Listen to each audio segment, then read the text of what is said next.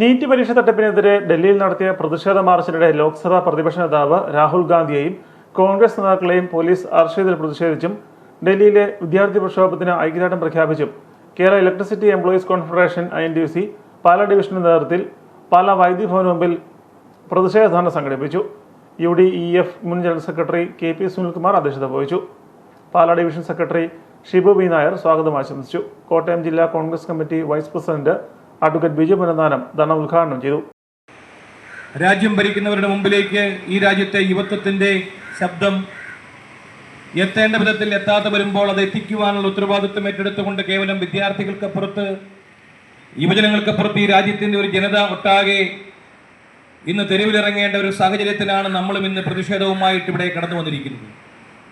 വിദ്യാർത്ഥികളും യുവജനങ്ങളും മാത്രമല്ല, സമസ്ത മേഖലകളിലുള്ള രാഷ്ട്രീയ, സാമൂഹിക, സാംസ്കാരിക മേഖലകളിലെ വ്യത്യസ്തരായവർ, പ്രഗത്ഭരായവരൊക്കെ ഈ സമരത്തിന് ഐക്യദാർഢ്യം പ്രഖ്യാപിച്ചുകൊണ്ട് നിരത്തുകളിൽ ഇറങ്ങുമ്പോഴും സത്യത്തിൽ ഈ രാജ്യം ഭരിക്കുന്നവർ ഈ സമരത്തിന് നേരെ മുഖം തിരിച്ചു നിൽക്കുന്ന ദയനീയമായ കാഴ്ച ഈ രാജ്യത്തിന്റെ മണ്ണിൽ നിൽക്കുമ്പോൾ അത് ഇന്ത്യൻ ജനാധിപത്യത്തിന് ഏൽക്കുന്ന മുറിവാണെന്ന് തിരിച്ചറിഞ്ഞുകൊണ്ട് ഈ രാജ്യത്തിന്റെ ജനാധിപത്യം സംരക്ഷിക്കുവാനുള്ള വലിയൊരു പോരാട്ടമായി ഇന്ന് ഡൽഹിയിലെ സമരം അക്ഷരാർത്ഥത്തിൽ മാറിക്കഴിഞ്ഞിരിക്കുകയാണ്.